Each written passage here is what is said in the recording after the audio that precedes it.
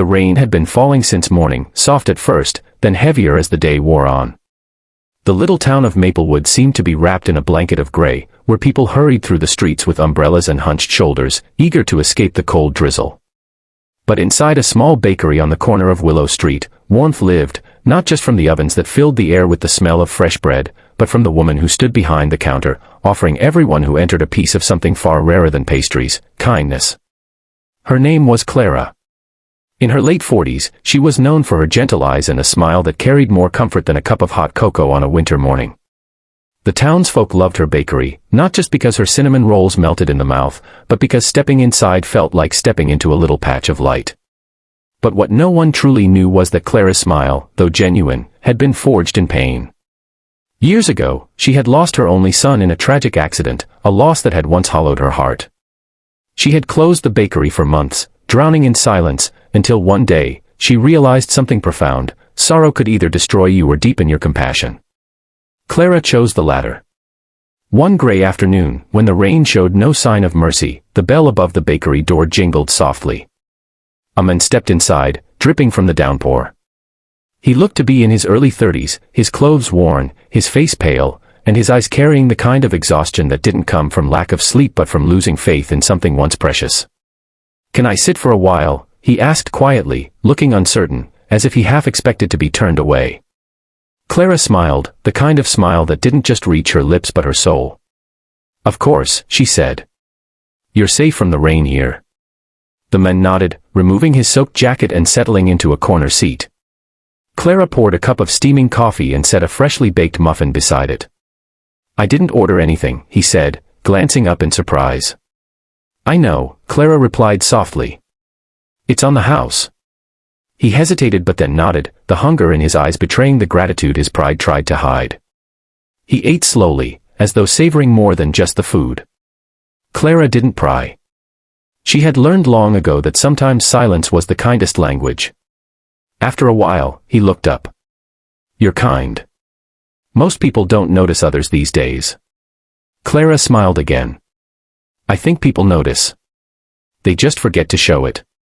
The man gave a small, humorless chuckle. "Maybe. Or maybe kindness costs more than most can afford."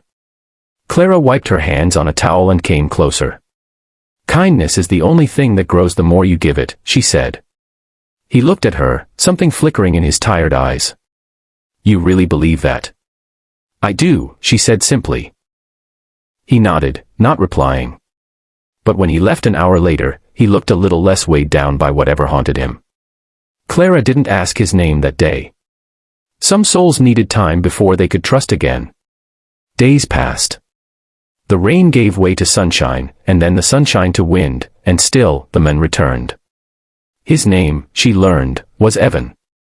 He used to be a musician, a guitarist who once played in small-town bars and dreamed of making it big. But dreams, he said, could crumble overnight. His band had split, his fiancée had left him, and his mother had passed away, leaving him feeling like he was drifting through life without anchor or purpose. Clara listened. She never interrupted, never gave empty advice. She simply offered presence, the kind that asked for nothing in return. Evan began to find comfort in their quiet talks. Her bakery became his refuge, the one place where the world didn't expect anything of him. One evening, after helping her close up, Evan asked, "How do you do it, Clara? How do you keep smiling? You act like life's always gentle." Clara paused, setting down a tray. "Life isn't gentle," she said softly. "It's just that I decided not to let the hard parts make me bitter." He frowned slightly. "But how? How can someone keep hope alive when everything hurts?" Clara looked at him, her eyes filled with the kind of strength that comes only from surviving heartbreak. "You remind yourself that pain is not the end of your story. It's just a page." That night, Evan lay awake in his small rented room, thinking about her words. For the first time in a long while, he didn't fall asleep wishing he wouldn't wake up. Instead, he thought of the way Clara's smile made the air feel lighter, as if she carried a candle that refused to go out no matter how dark the room was. Weeks turned into months. Slowly, Evan began to play his guitar again. At first, it was just a few chords in his room, hesitant and rough. Then, one day, Clara heard him strumming softly in the bakery when he thought she wasn't listening.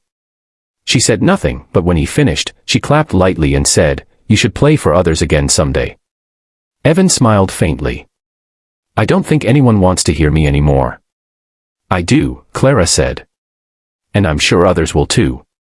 Music heals people, Evan. Sometimes even the one who's playing it." Her words stayed with him. Bit by bit, he began playing in small cafes, including Clara's bakery on Saturday evenings. She would rearrange a few tables, light candles, and invite anyone who passed by to listen.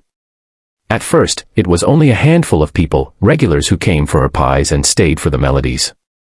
But soon, the bakery became a small haven of light and laughter on cold evenings. One night, after a song that left a hush hanging in the air, a woman in the crowd wiped her tears and whispered, "That song, it helped me tonight." Evan smiled quietly, and as he looked toward the counter, he saw Clara watching him, her eyes glistening. He realized then that he wasn't the only one she had healed. She had created a space where people could find pieces of themselves again. The bakery thrived, but more than that, it became a heartbeat of the town. Travelers passing through Maplewood often spoke of the place where kindness lives. Clara never took credit. She would just laugh softly and say, "It's the people who bring warmth in." One winter evening, Evan noticed Clara seemed quieter than usual. Her hands trembled slightly as she served coffee, and her face looked pale. When he asked, she brushed it off as fatigue. But in the following days, her energy waned, and one morning, she didn't open the bakery at all. Evan went to check on her and found her sitting by the window, looking out at the snow. "You're not well," he said gently. She smiled, weak but still radiant. "Just a little tired," she murmured. He sat beside her, worry shadowing his face. "You should rest. I'll take care of the bakery for now." Clara looked at him with quiet affection. "You've already taken care of it, Evan. You brought music and laughter back to this place. You brought life." He shook his head. "You did that." She reached out and took his hand. "We both did." In the months that followed, Clara's health declined. The doctors called it heart failure. The townsfolk visited often, bringing flowers and stories of how she had changed their lives, the time she gave free bread to a struggling family, the day she comforted a grieving mother, the countless moments she offered a smile when someone needed it most. Clara listened to them all with gratitude. Before she passed, she called Evan to her bedside.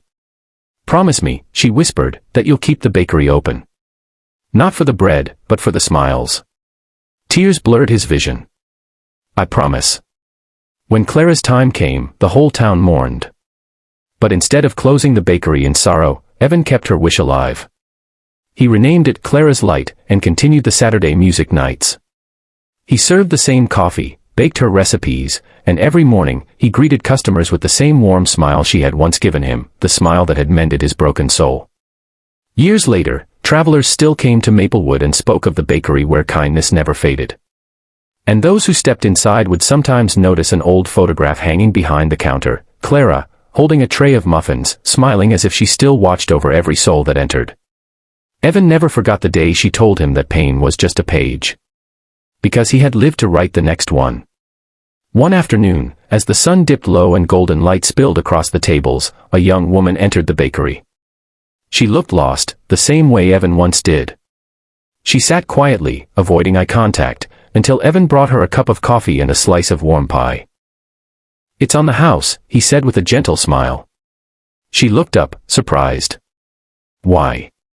He smiled softly. "Because sometimes, kindness is the first step to healing." The girl hesitated, then smiled faintly, a small, trembling smile that hinted at pain beneath, but also hope.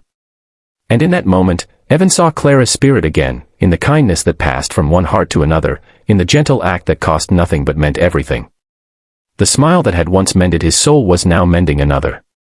And so, in a small bakery on Willow Street, the legacy of kindness lived on, a quiet flame in a world that often forgot how much a simple smile could heal.